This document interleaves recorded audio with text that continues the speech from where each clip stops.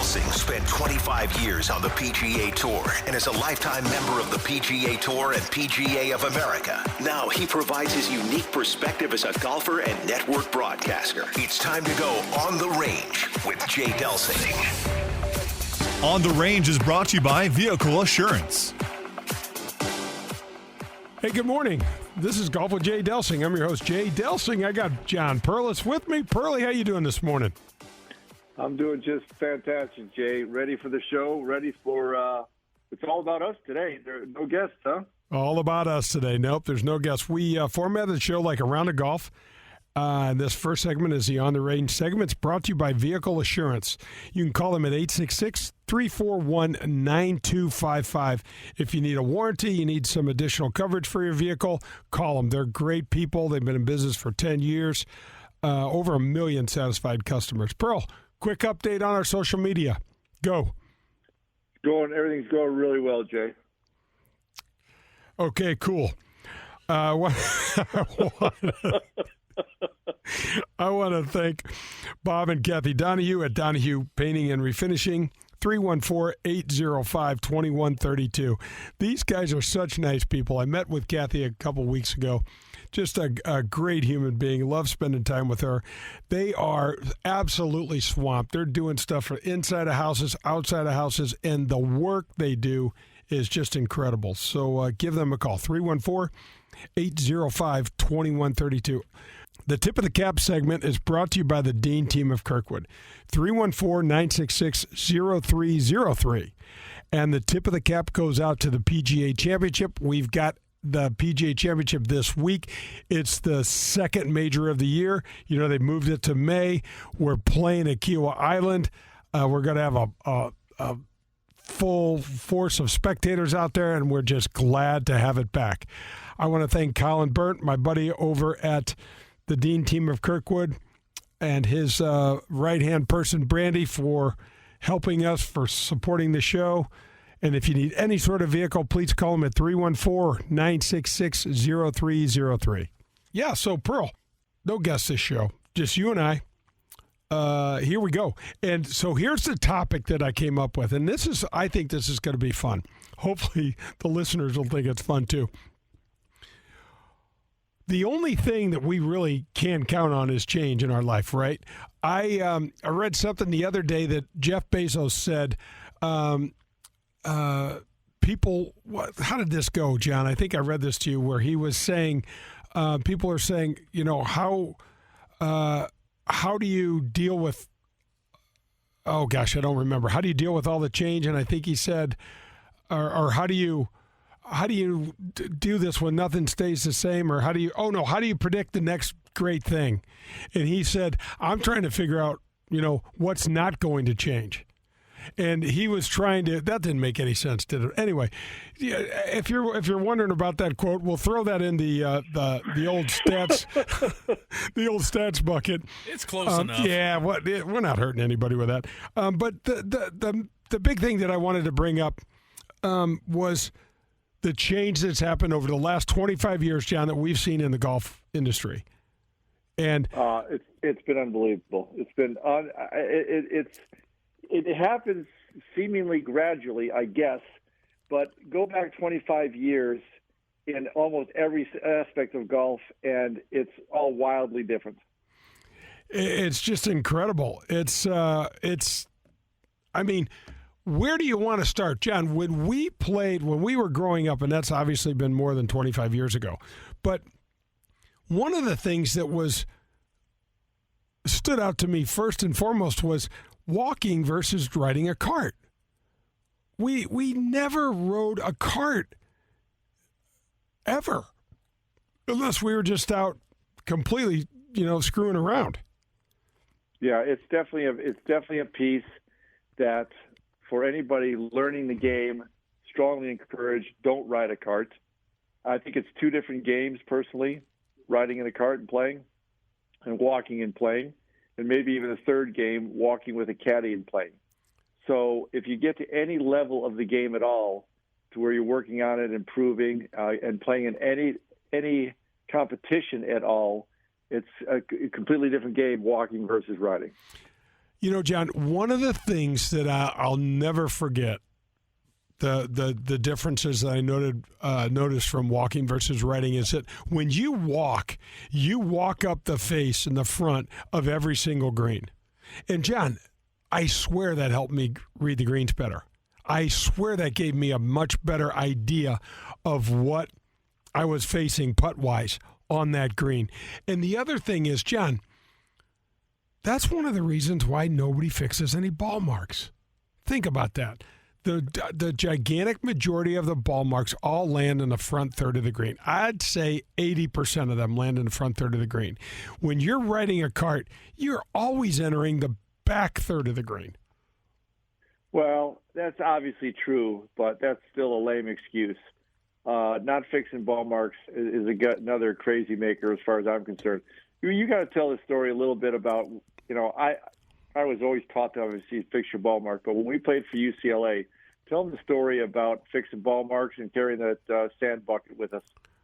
You got to throw the sand bucket in there, don't you? You love that sand bucket story. You knew you were going to throw. I knew he was going to throw the sand bucket story in. I'm glad you got over it. It still doesn't piss me off at all anymore. All of a sudden, I feel like I got a temperature.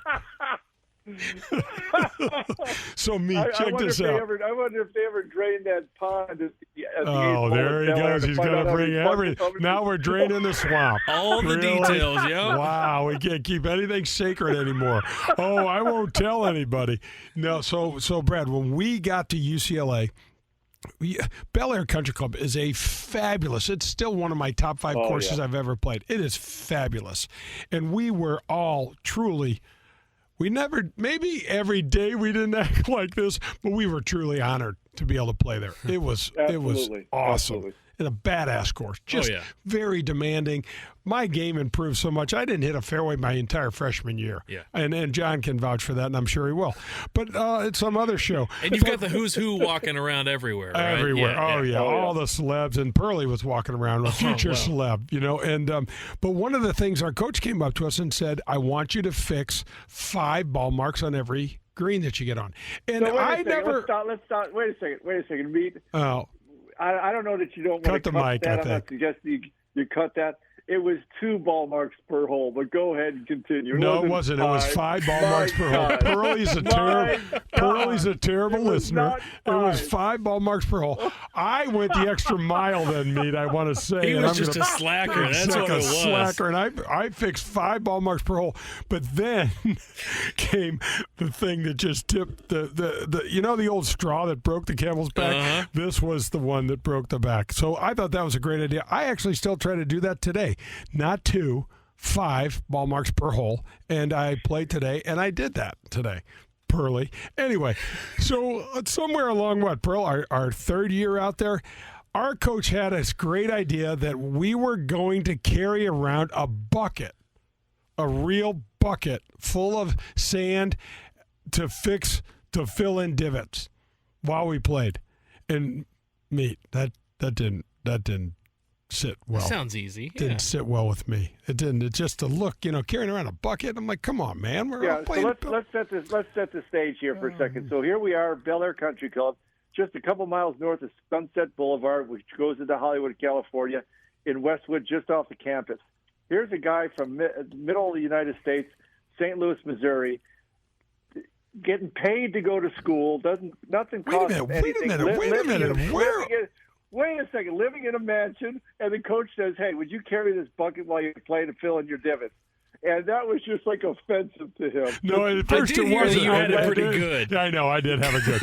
Actually, a lot of the things Perlie said was not wrong.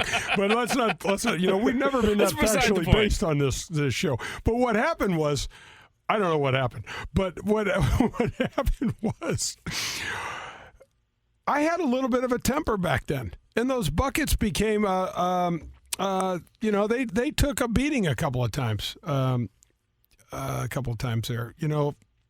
Yep, they got hit. Oh, no. They got broken. And all of a sudden I didn't have a bucket. Oh, wow. And I felt, kind of bad about that. I didn't have a bucket. And I can remember Coach coming to me on was like the 14th hole, Pearl, and he said, "Hey, Mr. Delsing," and Eddie Merritz was from Meridian, Mississippi. He talked slower than syrup falls out of a tree. He'd say, "Mr. Delsing." So when Eddie recruited me, he called me on the phone because we didn't have the internet or anything, and he'd have these long pauses, and I thought he was finished talking, so I'd start talking. He was just taking a breath. And he'd say, I was on the 14th hole. I said, "Mr. Delsing, I don't see your sand bucket." And I said, "Nope, I don't have my bucket anymore." He said, "Where is that bucket?" And I said, "I think it's at the bottom of the 8th lake." I think it's at the bottom. You did not say that. You didn't say that. You thought you left it in a bush or something. I don't remember what I said, I guess. But I know where it was. It was at the bottom of the lake at number 8 because I broke it and I beat the hell out of it with my sand wedge and threw it in the lake, and so it sunk down to the bottom. And he made me walk in from 14. Yes, he did. Yeah. Yes, he did. What? Yeah, he made me walk in. Yeah. We had a couple battles, Coach and I. He obviously didn't understand me. I knew he couldn't. Yeah. I knew he couldn't slip down by Perlie. I just was a hothead, and I didn't like anybody to tell me what to do. That was what it was. No, you were. I'm gonna rebut that as well. I don't remember you as a hothead. Not that we all didn't lose our temper once in a while. You didn't want anybody to even think of telling you what to do. That's where the issue was. Didn't I just say that? Or no bucket. Okay, so I wasn't really a hothead, but I did not like to be told what to do. Like if someone said, "Don't take a left," all I could think of was, "What's over there? Let's take a left. Well, look at that. What's that?" You know, we used to do that. Yeah. Well. All right, so that's going to wrap up did we cover anything on the front, on the range segment? I don't think we did. What was the subject matter? I don't remember. Here? I don't think so. But we might. Folks, don't go anywhere because the front nine's coming up, and we might cover something there. We might not, too. Probably not. This is Golf with Jay Delsing. Hello, friends. This is Jim Nance, and you are listening to Golf with my friend Jay Delsing. Are you looking for a great career? Do you like meeting nice people, working with your hands, and fixing things inside the home? Marcone Appliance Parts Company would like to encourage you to consider a high-paying career in major appliances repair and service. Major appliance service technicians are in very high demand. Major appliance techs work regular hours and make excellent money. They work local, in their own communities, and are home every night. It is an incredibly stable industry and highly rewarding work. Discover more about your new career in major appliance services today by contacting a local appliance service company in your hometown. In Southern Illinois, contact Jeff Klein at Mount Vernon TV and Appliance Center. The phone number is 618-242-1579. Marcone Appliance Parts Company is based in St. Louis, Missouri, and is the largest distributor of major appliance parts in North America and proud distributor of General Electric parts. I am delighted to welcome Marie Davila to the Golf with Jay Delsing show. I'm sure you know where it is, but in case you don't, Marie Davila is a landmark out in West St. Louis County. It's located on the corner of Clayton and Weidman Roads. It's also on 21 beautiful rolling acres right on the way out to Queenie Park. It's a country club-like atmosphere. It's iconic, and it's absolutely gorgeous. When my dad died and my mom decided she didn't want to live alone, Marie Davila was the first place we called. When we pulled up, we were greeted at the front door by the owner, and he took us around on a tour of the facility. We learned that there are 1, 2, and 3-bedroom villas that you can live in, and there's also 24-hour care in the East, West, and the Waterford buildings. So Marie Davila had everything that my mom wanted. One of the things that stood out in my mind as well was the way the family-owned business treats their guests. That's right, they refer to them as guests, but they treat them like family. So if you're in the process of trying to make a tough decision for this next part of life, you got to visit Marie Davila. This is local, this is family, and this is St. Louis. This is Marie Davila. Come be our guest. When things come out of left field, having a game plan matters. Farmers Insurance has over 90 years of experience helping people play through every stage of the game. We've seen almost everything, so we know how to cover almost anything. Talk to Farmers Agent Ed Fogelbach at 314-398-0101 to see how they can help you stay in the game. That's Ed Fogelbach at 314-398-0101. We are farmers. Bum, bum, bum, bum, bum, bum. Hey, this is Jay Delsing for SSM Health Physical Therapy. Our golf program has the same screening techniques and technology used by the pros on the PGA Tour. That's right. SSM Health Physical Therapy has Titleist Performance Institute trained physical therapists that can perform the TPI screen on you, and as well, they can use the K-Vest 3D motion capture system. It is awesome. Proper posture and alignment can help you keep it straight down the middle. There's 80 locations here in the St. Louis area. Call them at 800-518-1626 or visit them on the web at ssmphysicaltherapy.com. Your therapy, our passion. Grab your clubs. We're headed to the front nine on Golf with Jay Delsing. The Front Nine is brought to you by the Ascension Charity Classic. Hey, welcome back. This is Golf with Jay Delsing. I'm your host, Jay. I got Perlie with me. Brad Barnes is taking great care of us here at the ESPN studios, and we're headed to the Front Nine. The Front Nine is brought to you by the Ascension Charity Classic. I can't wait for this. St. Louis has got professional golf back in town, September 6th through 12th at Norwood Hills Country Club. Ascension is a community powerhouse, rock star. What other superlatives can we throw on this, John? They just been great. They're great. Getting it done. They are getting it done big time. Yeah, so we thank them. And all right, so Pearl, we're talking about changes in the game of golf in the last 25 years or so. All right, and we talked a little bit about carts, walking versus riding. One of the things I got to say, I mean, Tiger Woods and this power game, Tiger got everybody lifting weights. I mean, how crazy is that on the PGA Tour? He brought. I mean, how about the physical physiques of the professional golfer, John? Can you remember, Jay, in college? So I'm glad you brought that up. I didn't know it was Tiger. Not a surprise to me, obviously, but I didn't know that.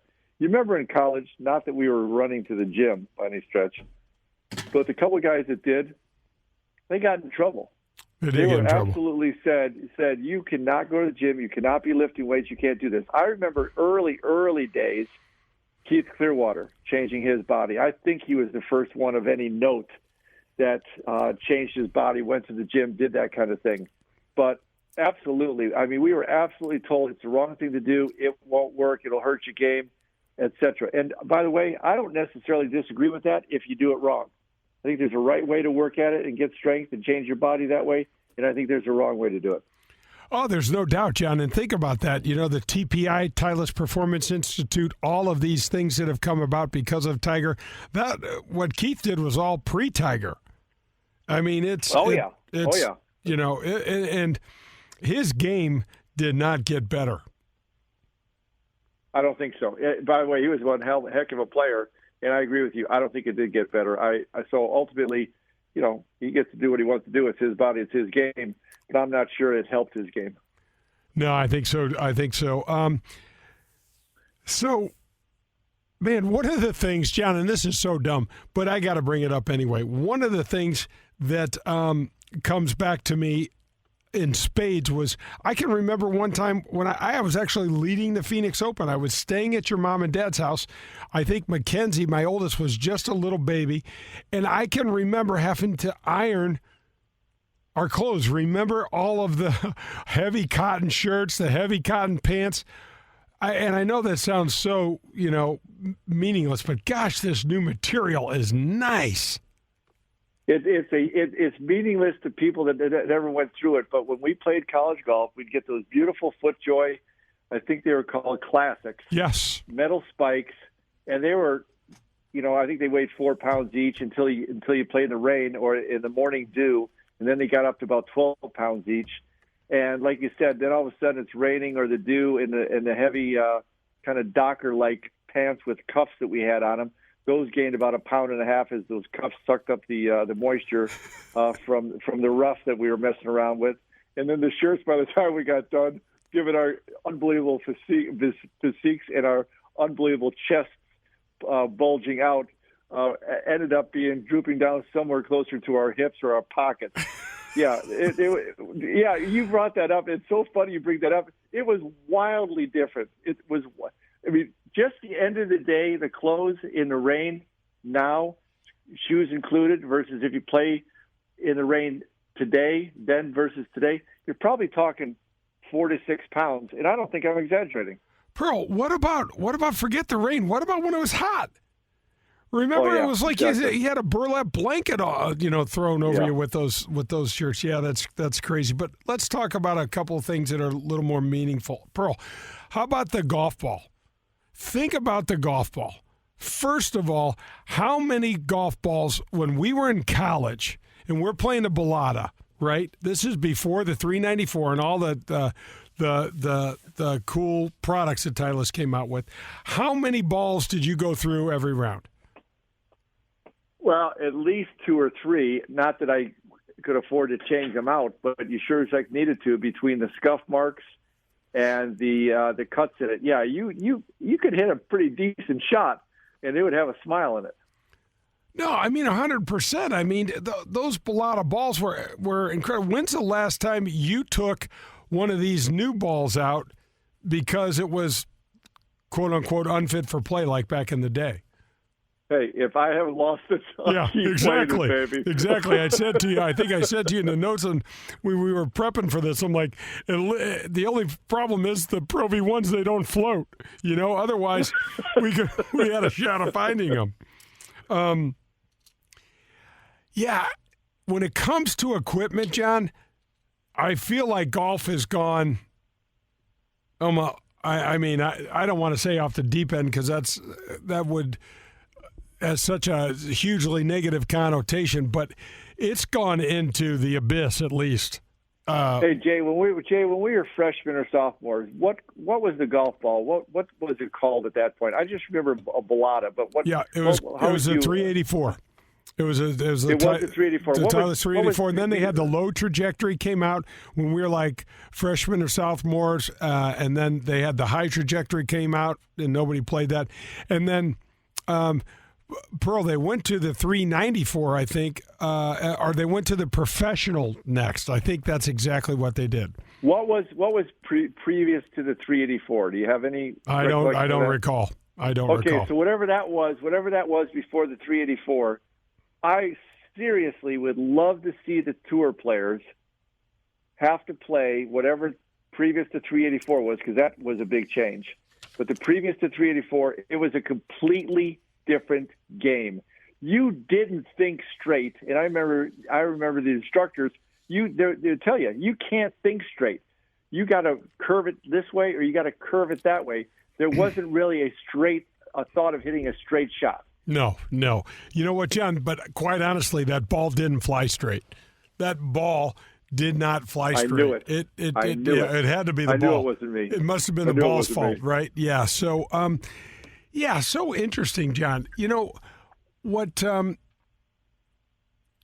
couple of weeks ago, when we had Craig Cann on, who was just a great guy, he talked about being one of the first folks, at the Golf Channel and being one of the original broadcasters, the original 6 down there and stuff.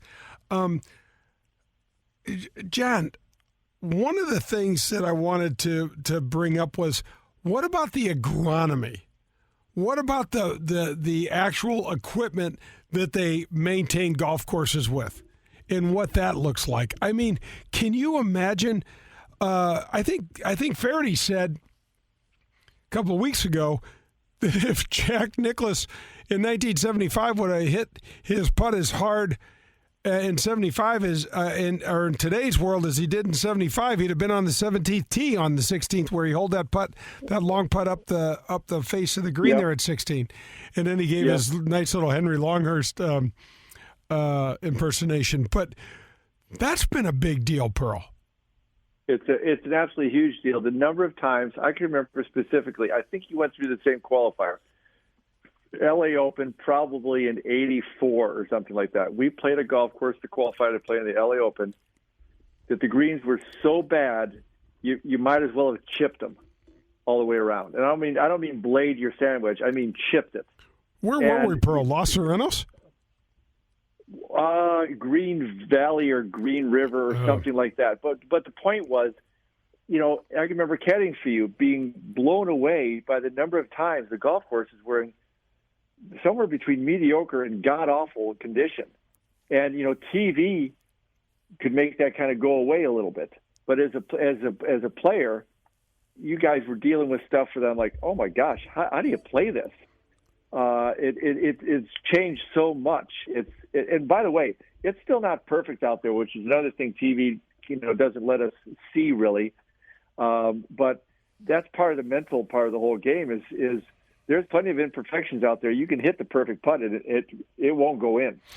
Perle, I can remember the first time I went down to New Orleans. I played in the, I think it was USF&G was our title sponsor, whomever down there, and I got to like the 12th green in the practice round, and there wasn't a blade of grass on it. And then when I came out, because I wasn't in the Pro-Ams my rookie year on tour, and I came out there on Thursday, and all the sand was painted green. There you go. And I said to my caddy, I said, how the hell do you read sand? And he's like, I don't know. Good luck.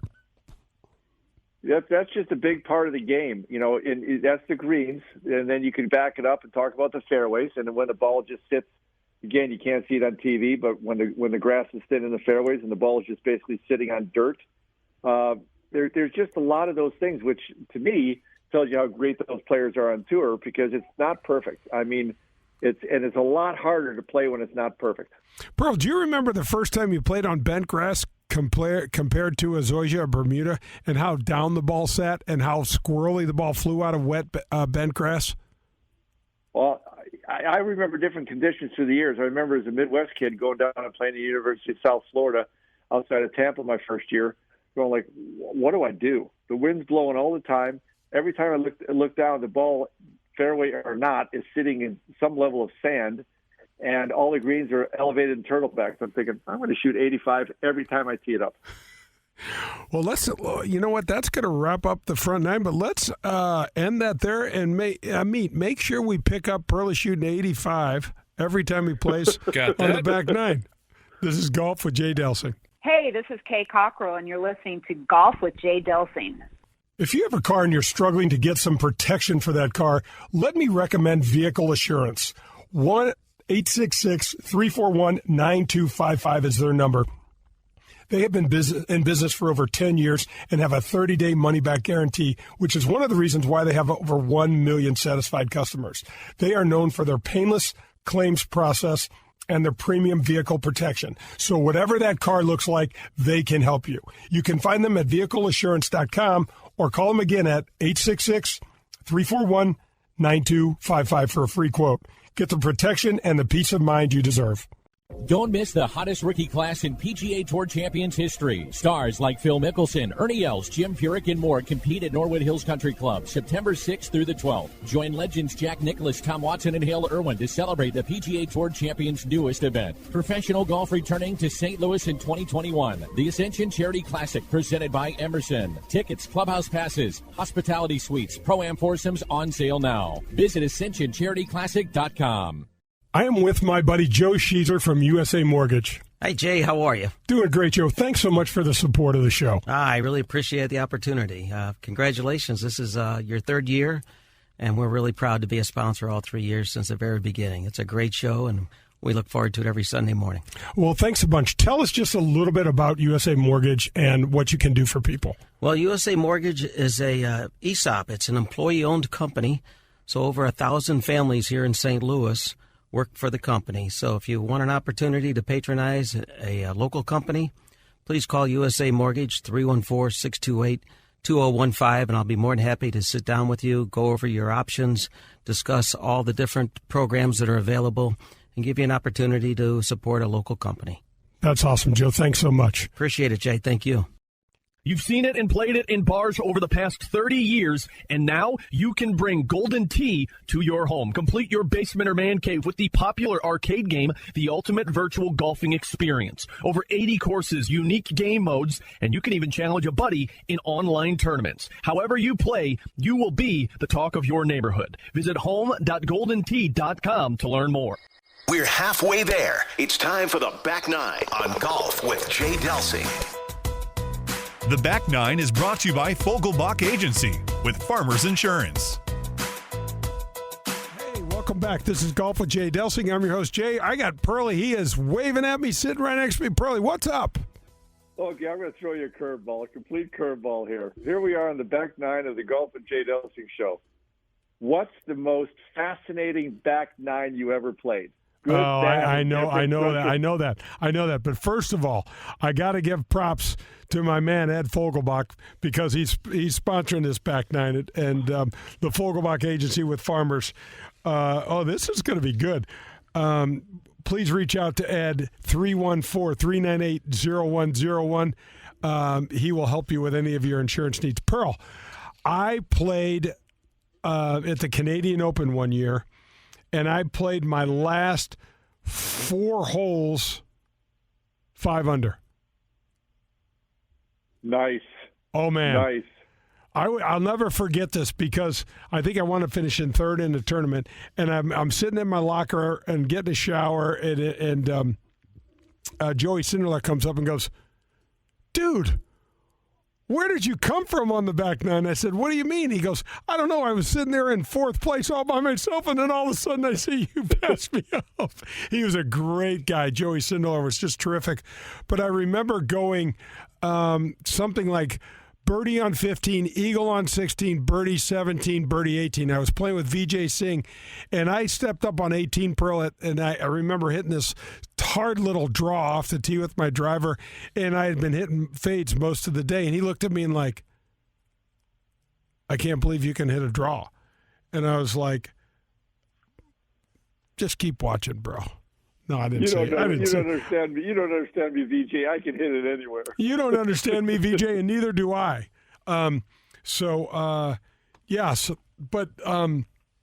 man, that was a fun back nine. I think I wound up shooting, I think I shot 30 because I think I was 1 under going into that and snuck up on everybody when they weren't looking, Pearl. I like that. I like that a lot. Yeah. I got to tell you, maybe the one off the top of my head, my favorite back nine. I'm going through Canadian Open, Canadian Tour qualifier outside of Toronto, and I'm right on the bubble, which I should have been comfortable with, but not necessarily. So we got about 6 holes to go, and this unbelievable thunderstorm starts coming through, and they call us off. The lightning all over the place, going absolutely nuts. So I go inside. Right away, I'm looking for an official. And he's like, "What do you want?" I said, "When we're allowed to get back out there, can I hit any balls in the range?" And I think the answer was, at the time, I did it whether or not he said I could. And I go out there and I hit a couple balls because I just needed to hit one, like, free swing and not choking that grip to death coming down the stretch. So I got 6 holes to go. I'm also a believer, for the record, that in the rain, the wind, when that's kind of changed, whatever it is, the ions, the eons of the atmosphere change. What? I felt different. What? I felt different. All of a sudden, I could swing away. I go 2 under, coming down the last 6 holes, not only to get my card, but finish top 8, which exempted me for the first half of the field. So it was just a sea change of not going through all that garbage at tour school and not getting my card to getting it. Hey, me. Do you remember asking Perlie about his best? I don't remember anybody asking about that. Did he say the atmosphere is changing this Yeah, game? he did. Pearl, tell the folks this story about the time you're going through Q school down in Houston. Oh, no. What? No. You know what? I'm not going to tell you. You know why I'm not going to tell you? Because it wasn't Houston. So there. If you can remember where it was, I'll tell you. It was somewhere other than Houston. Tell them. Oh, my gosh. Oh, my God. Oh, my gosh. Tell them that story. It was La Cita Golf Course designed by Lee Trevino. Was it in Texas, Pearl? No, it was in Florida. It was absolutely in Florida. Damn. It was out in the middle of absolutely nowhere in Florida. They're one of those new properties that they put together. And I am just on full grind mode, and I'm going to get to the finals of tour school. I'm in great shape going into the last round. However, my bank account was still reflecting my previous successes, and so I was staying about 60 miles away from the golf course. So I get done playing. I went in. They didn't know the tee times for the next day. I said, fine. Got the phone number like we all do.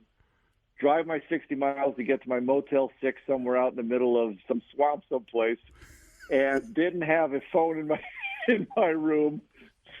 So I had to go out across the street and keep making these phone calls. Now, this is like a bad Dateline. Oh, my gosh. Well, it's like a bad dream. So here's 80 or 90 guys all in a similar situation calling, right, to get to tea times. So I'm running outside in my shorts, run across the street, put another dime or quarter or whatever it was, neither of which I could afford, into the phone booth. Call up there, ring and ring and ring, and nobody's answer. It's busy. We go back and forth. I'm thinking, well, what the heck? I'm clearly either leading. I'm certainly in the leader group, so it's got to be an 11:30 to 12 o'clock time. I'll call at 7 o'clock in the morning just to kind of confirm, but everything's fine. So I go to sleep. I don't think too much of it. Get up the next morning, 7:30, make a phone call, and again, I'm 60 miles away, right? And they call, and finally it rings through the pro shop, and I said, hey, I'm just checking my tee time, John Perles, X amount of whatever my score was at the time, and I said, I think I'll be in the leader group. He said, yeah, you are in the leader group, and they're going off at 8:10. I said, it's 7:30. What do you mean 8:10? I'm in the leader group. Well, they deemed that the grass and the conditions were so difficult and unfair to the leaders that they're going to put you guys first today, so that it's more fair. And I'm like, I'm 60 miles away. I'm breaking into a sweat. I'm in complete panic. I'm thinking, where do I get a helicopter? And be able to pay them like 50 cents to take me there. So I went back into my Motel 6, laid on the bed. I don't think I cried, but I moaned. And then I'm thinking, how do I explain this to my sponsors, to my parents, to my friends, etc.? And so I didn't make the fourth round to get into the Tour School Finals. I think all I had to do is break 80 at a course that I was, a couple under par at for the first 3 rounds, and I just booked another flight and flew home. That's amazing that you told that story, because that wasn't the one I was talking about. I had a feeling there was a different one, but what the heck were you asking about? I thought there was one in Texas where you woke up in the middle of the night and you're like, I got to hit some balls. Oh, yeah, that was in Texas. Yeah, that was Lake Conroe. Yeah, that was Lake. No, that's the year that. Why are we talking about me? But that's the year that I got into Tour School Finals. 2 o'clock in the morning, I wake up next to a friend, and I said, I don't think that I can hit the golf ball. And she's like, what are you talking about? I said, I don't think I can make contact in my swing. What are you going to do about it right now? It's 2 o'clock in the morning. I said, give me some golf balls. I got to go hit some shots. So we go off the back patio. She happened to live on a lake, Lake Conroe, and I dropped 3 balls in this heavy Bermuda grass, and I just pured them. I'm like, okay, I can go to sleep. And so I think I went back to sleep. And what was your next day like? It was great. The next day was great. Yeah. Every day was great after that. Every day was great after that. All right, cool. Hey, let's get back to our topic. What is our topic? All right, so Pearl. Golf with Jay Delsing. Yeah, that's our general topic. Oh, my gosh, that was fantastic stories by Perlie. Now you guys know why Perlie's out of the golf business? Could be. I don't know. All right, so Pearl, how about lessons? When you think about how lessons have changed, when we were getting a bunch of lessons, you sat around with me getting a bunch of lessons. I don't want to throw a bunch of people under the bus, but what do you has the instruction gotten better, John? Yeah, and I'll tell you, Jay, obviously it's gotten better, and we understand it better because of video and slow motion and things like that. So I don't think we're throwing anybody under the bus. It's like anything else, business, life, how we approach things, it's changed for sure. I have to say, when a couple of weeks ago, when Dave Faraday mentioned taking or being tutored underneath Phil Ritson at Disney, I actually took a lesson from Phil Ritson, and I remember quite a bit about that lesson, and also specifically for another conversation. Mo Norman was the next person after me to take a lesson from Phil Ritson, which, when I look back at that, that's kind of an epic situation. That is epic. I would have loved to sat in on that with Phil Phil's from South Africa, I think, Pearl, right? And listen to that conversation with Mo. Well, Mo comes up, and I'm hitting balls, and Mo's right behind me because it's his turn next, and he kind of wanted it to be his turn then. He's just of course he did. He's just smoking these things behind me, and all of a sudden you hear him go, woo, woo, woo, woo. And Phil's like, Mo, what's wrong? Oh, aiming for the 2, going over the 5. Aiming for the 2, going over the 5. Mo said everything 2 to 3 times. And he's talking about the 250 sign. He's hitting bloody drivers over it, and he's going over the wrong number, and he's upset about it. I'm thinking, I'm trying to keep it under range. Yeah, that's right. He was serious. And I can remember Phil, I very specifically remember Phil Ritson saying, Mo, I'll be right over there. We'll straighten it out right after I finish working with John. And I knew Mo Norman a tiny bit from the Canadian Tour because the guy that taught me the game was actually friends with Mo for many years before. So I hadn't seen him I was in college at that time, so I hadn't seen him for a good 10, 12 years. And he certainly didn't remember me. But it was just interesting to watch an all-time historic player like Mo Norman take a lesson. It was fascinating because I think Phil Ritson just played along because there was really nothing you're going to tell Mo. One, he wasn't going to listen. Two, he didn't need to listen. Yeah, it's interesting, Pearl, because I've had lessons from David Ledbetter. I've had lessons from Peter Kostis. I've had lessons from Rick Smith, all sorts of different people. And what's interesting is that in the modern era with these high-speed computers and these high-speed cameras, it's pretty much dispelled a lot of the things that we were taught as kids. You know, we were taught that if you wanted to hit a hook, just swing more out to the right. No one ever mentioned club face. You know, and so when you swing out to the right, if you shut your club face down, the ball's going to start left. Doesn't matter. You know, and when, gosh, what, Pearl, 10, 12 years ago, maybe 15 years ago, when these newer products came out where they could slow and capture your swing enough, we realized that the club face was everything. The club face is hitting the ball. We got to get that club face in that ball square to hit it this way or that way and make it work. And so a lot of the things we were taught to, you know, we'd swing farther out to the right, Pearl, but shut our face down, and all of a sudden, hell, the ball would hook wildly farther left. Well, you know, Jay, it's easy to, like you're talking before, you know, to say, well, they taught us this or they taught us the wrong thing. Again, I think another analogy, which we often do on your show, is to business. You know, business practices 15, 20 years ago. Raising a child practices 20 or 15 years ago. Everything's changed. Right. We learn, hopefully we learn, hopefully we evolve, hopefully we try new things and keep trying to get it better and better.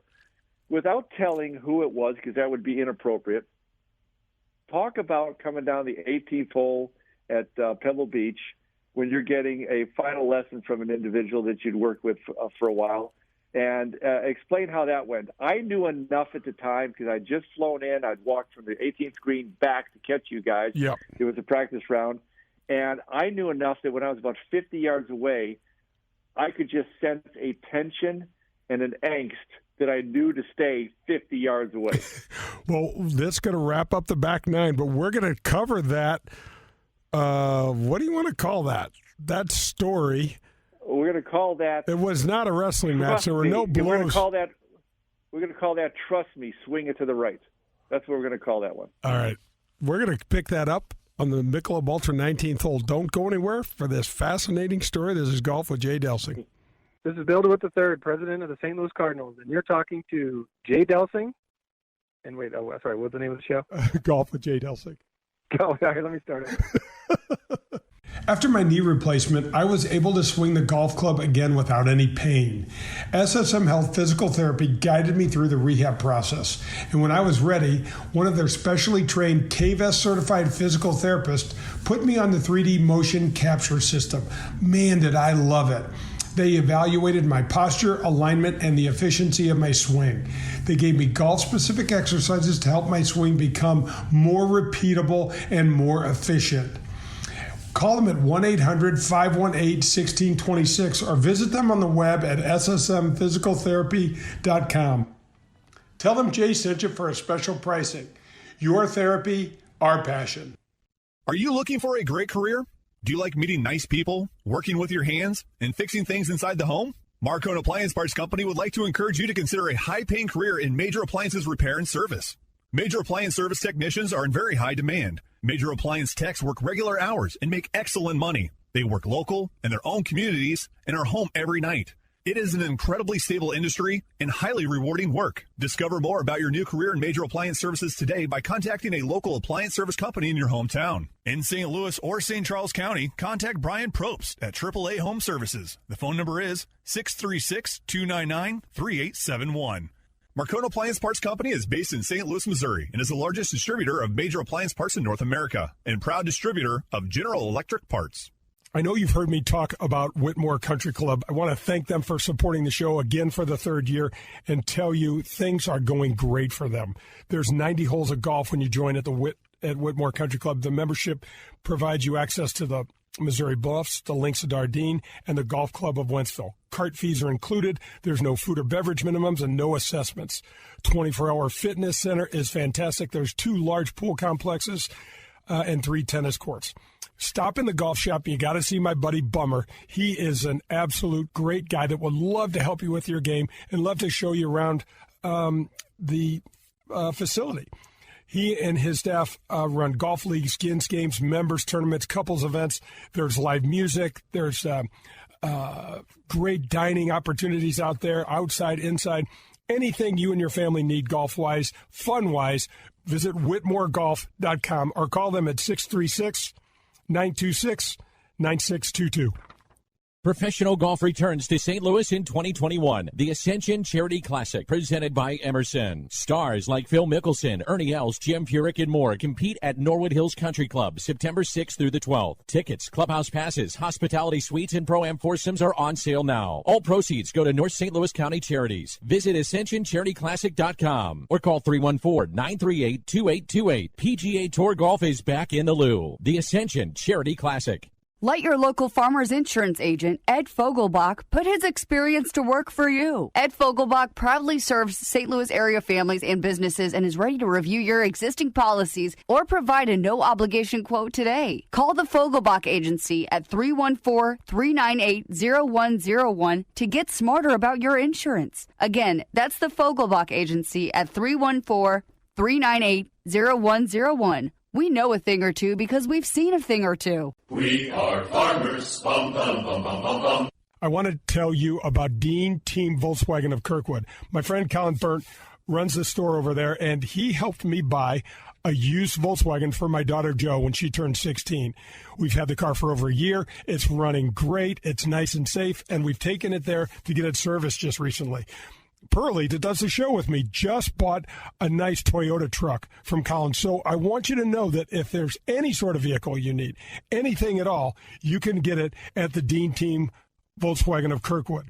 You can call them at 314-966-0303 or visit them at deanteamvwkirkwood.com. Grab your friends, a cold one, and pull up a chair. We're on to the 19th hole on golf with Jay Delsing. The 19th hole is brought to you by Michelob Ultra.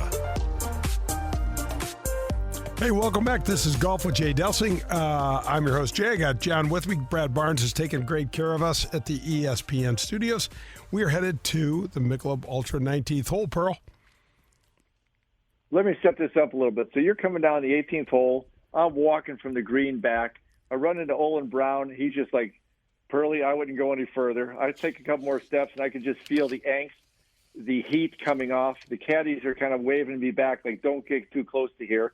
And here we are at one of the most iconic places in the world, certainly in the golf world, 18 at Pebble. Bright sunny day, waves crashing into the shore. Everything should be perfect, but you were struggling. Your instructor, your teacher, yep, well known, was walking side by side with you, and you were going for one final lesson. Yeah. One final lesson is the key here. I can remember we were sitting out. I said to him, look, I don't know if you've been paying attention to my stats. I don't know if you're paying attention to my scores. I can't beat anybody. And he would say to me, you're the best swinger of the club that I have.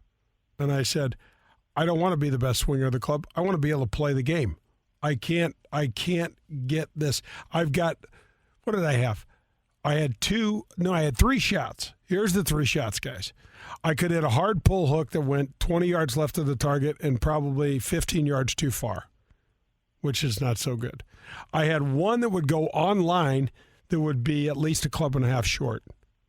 And then I had a little flare. Then I had a little flare out to the right that would go somewhere in between all those. Those are my three shots. And I couldn't caddy for the first one. And I'm trying to play. The second two. I was trying to play against the best players in the world, and I'm standing out in the middle of the 14th fairway, and I'm trying to explain this to him. And we put this ball down. I hit. I should be 40 yards in front of Olin Brown, and I'm 10 yards behind him, and I'm in the fairway somehow because I hit that fluffy ball down the middle. And he said, "Here's what I want you to do." And I said, "If I do that, this ball is going to hit that mansion on the right." And he goes, "Well, just hit the mansion on the right then." And I said, "All right."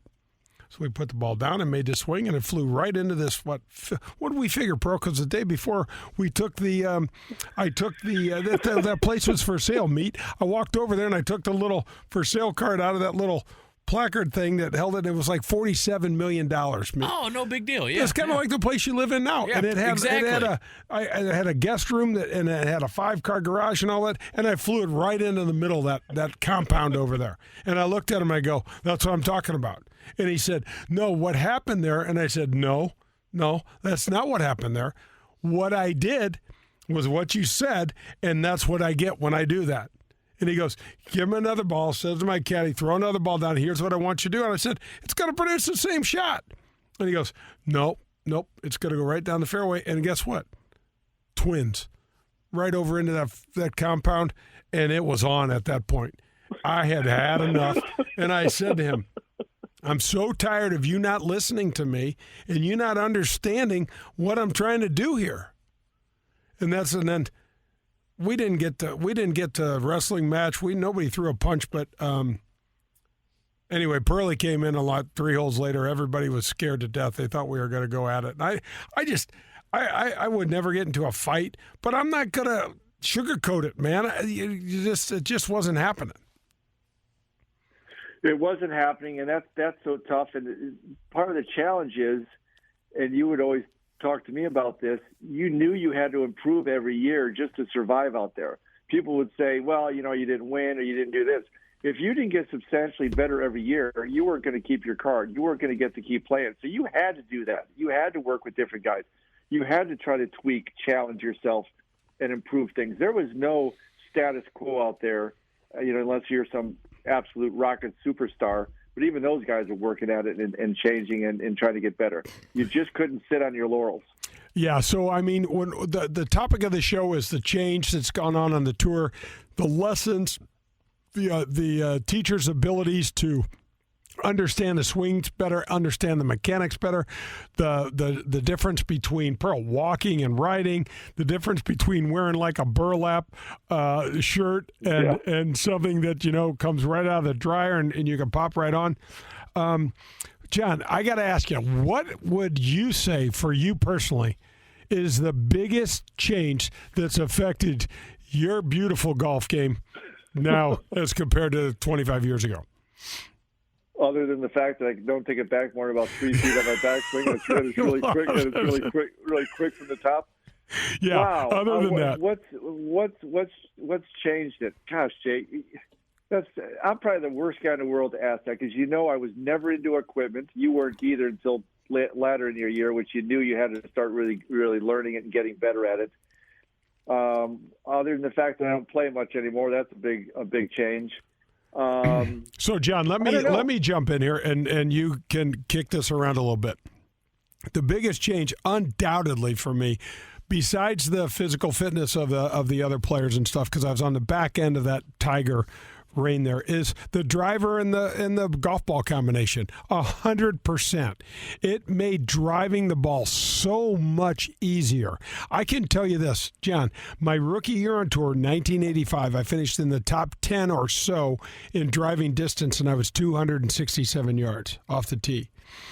My last, I was probably 46 years old when I had, a decent year, kept my card, and it was probably 20-something years later, and I was at 297 and change. And instead of being in the top 10, I was 78th in distance.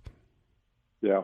So we fast forward 20 some odd years, and I was 20 some odd yards longer and lost over 60 spots on the distance list. Yeah, I think there's, it's not relative to my game, but what I see out there is if I had one thing to point to, it'd be the golf ball. Just kind of what you said. It just flies so straight. And it's a rocket. It's a rocket. Yeah, you just couldn't make that old one do that. Your very best shots weren't going to do what an average shot can do to this day. However, the shaft, mowing the greens, all the things we've talked about today absolutely play a part of it. And you know what? Given the game, is a shot here, it's a shot there. All those things matter. They all matter a lot. And then throw onto that, Pearl, 25 years of better human beings, better physically fit guys, more of all of this combined to fit into a world that just is what they grew up with. Oh, my gosh, you've got great athletes that are making a hell of a lot of money playing golf using better equipment, and I think it's fantastic. I think we're both fans. Neither one of us sit back and say, I would like to see, hey, go play with the old golf ball just because I'd like to see it.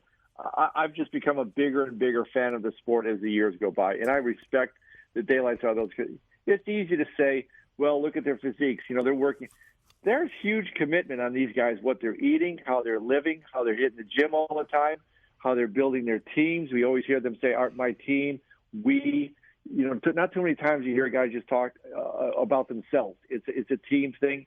There's just a lot of changes. There was a lot of team involved in the past, but it wasn't looked at it that way. No, that's absolutely right. Pearl, that's going to wrap up another show. Man. Wow, too fast. Stuff is flying by, Perlie. Thanks so much for being with me. We appreciate it. Meet, thanks so much for taking care of us here. And we will be back next week. This is Golf with Jay Delsing. Hit 'em straight, St. Louis.